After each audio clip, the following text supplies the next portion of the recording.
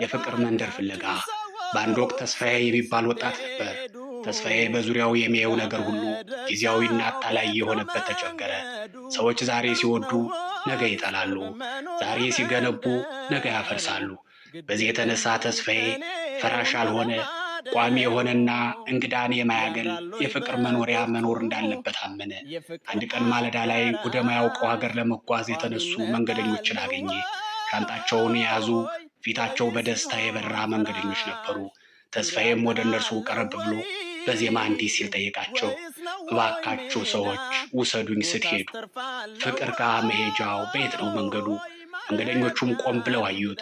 አንዱ ሽማግሌ ፈገግ ብለው ልጄ ሆይ መንገዱ ረጅም ነው፣ ብዙ መሰናክሎችም አሉት። ተስፋዬ ግን አልፈራም። ሩቅ ነው ወይ ቅርብ ነው መኖሪያ መንደሩ? ግድ የለኝም እኔ ውሉ ለማደሩ ሲል መለሰላቸው። ለእርሱ የሚቆምበትና የሚያርፍበት እውነተኛ የፍቅር ስፍራ ማግኘት ብቻ ነበር ትልቁ ህልሙ። ጉዟቸውን ቀጠሉ። በመንገድ ላይ ተስፋዬ ስለሚሄዱበት ቦታ በጉጉት ይጠይቅ ነበር። በልቡ የሚመላለሱት ጥያቄዎች ብዙ ነበሩ። ያምራል ወይ በቅርጹ?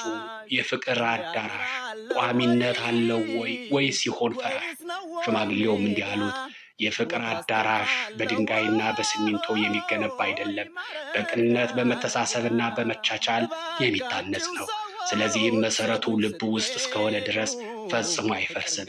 ተስፋዬ አሁንም ጥያቄውን ቀጠለ። ዙሪያ አጥር አለው ወይስ ነው ወይ ሜዳ? ቦታስ ትርፍ አለው ወይ ማረፊያ ለእንግዳ?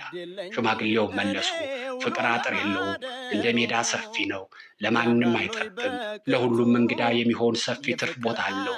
ምክንያቱም ፍቅር ሲሰጡት የሚጨምር እንጂ የሚቀንስ ስላልሆነ። በመጨረሻም ተስፋዬ የተገነዘበው ትልቁ ነገር የፍቅር መንደር ሩቅ ሀገር ያለ ስፍራ ሳይሆን እኛው ራሳችን ለሰዎች በምናሳየው ቸርነትና ቋሚ በሆነ ቅንነት የምንፈጥረው ዓለም መሆኑን ነው። ከዚያን ቀን ጀምሮ ተስፋዬ ራሱ የፍቅር መንገድ መሆን ጀመረ። የታሪኩ መልእክት እንዲህ ነው።